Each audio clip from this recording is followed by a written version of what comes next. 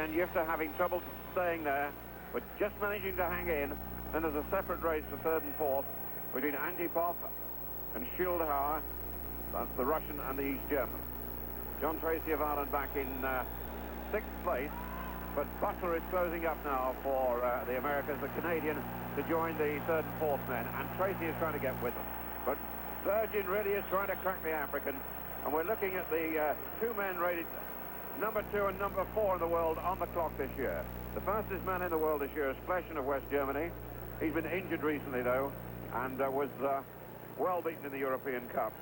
Virgin is the second fastest man, with the American record time of 27:39.4, and Yifter's got a best time this season, 27:44.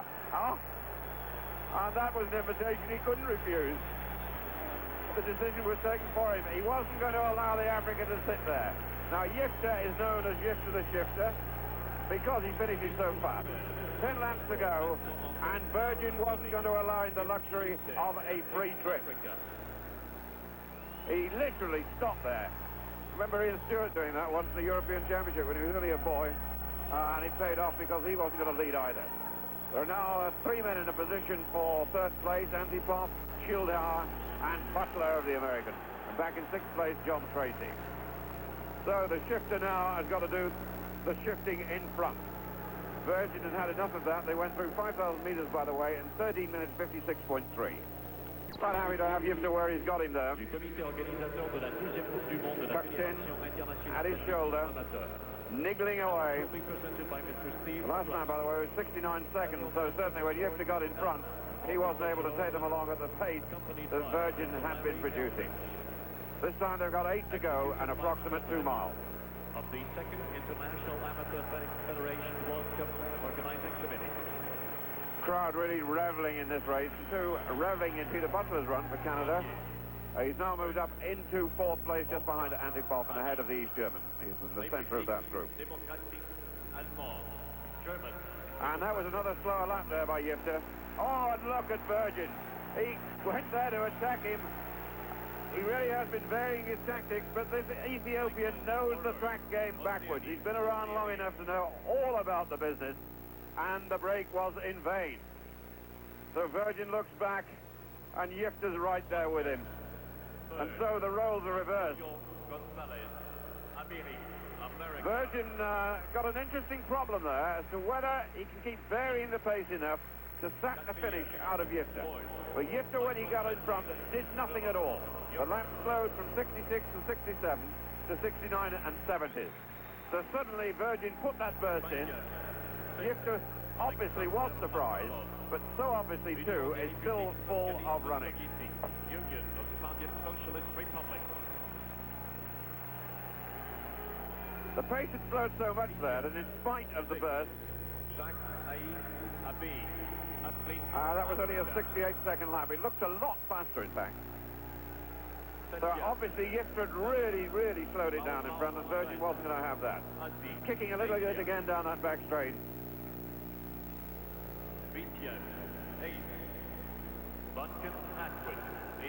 John Tracy, by the way, of Ireland having a bad time.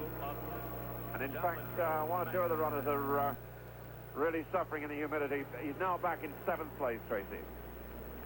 Virgin leads, Yifter's second, then Antipov third, being followed closely by Butler. Virgin having a look around where the rest are. Barrett of Oceana now has moved in front of the young East German Schildhauer, who's going through a terrible patch. And Tracy back in 7th place. In the 10,000. Interesting character this, because talking to Bert Nelson, the editor of Track and Field News, he said he thinks Craig Virgin has saved himself for this one. Virgin was beaten well by Dixon and Brendan Foster over 2 miles in the Oslo Games in July. He had a personal best out of it, but more recently, I said he hasn't done much running, but he did run a 10,000 metres road race in Atlanta. He did 28:31 in a lot of heat and humidity. There's Antipov having a bad run. But Craig Virgin, conscious that this means a lot to the Americans, and having set an American record, having taken over the mantle of Steve Prefontaine, he avoided the Pan American Games. He didn't go in the Pan Ams. He left that to Frank Shorter, who was beaten by both Gomez and Aquino of Mexico.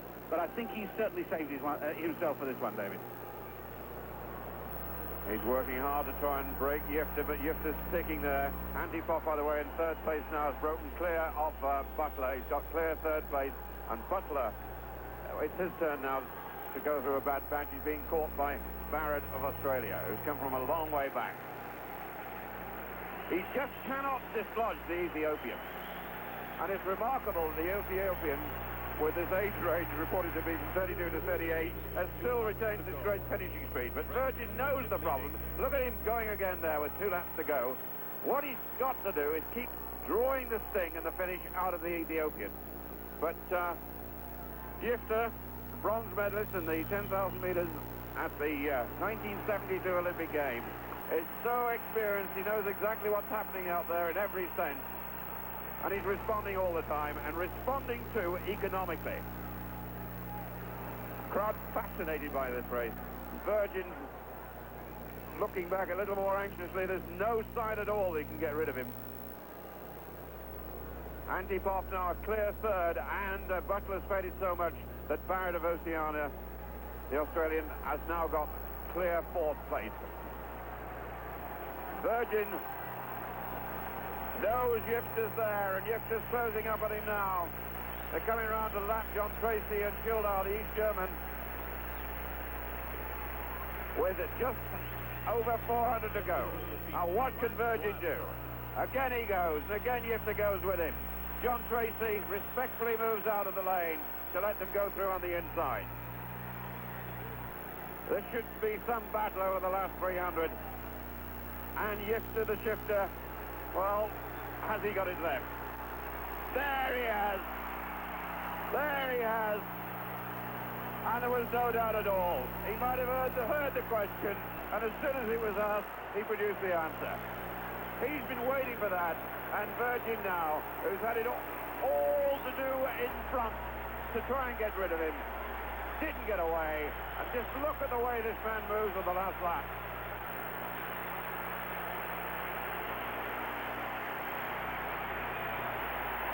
Tremendous applause from the crowd.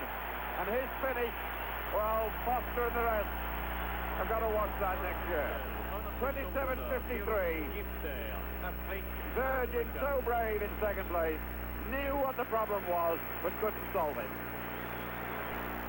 What a finishing burst this was. When he really attacked Virgin from just under 300 metres out, there was absolutely no answer. And when you see the way he's running around the track now for a lap of honour, no wonder. There was never any question of Virgin being able to respond to that. And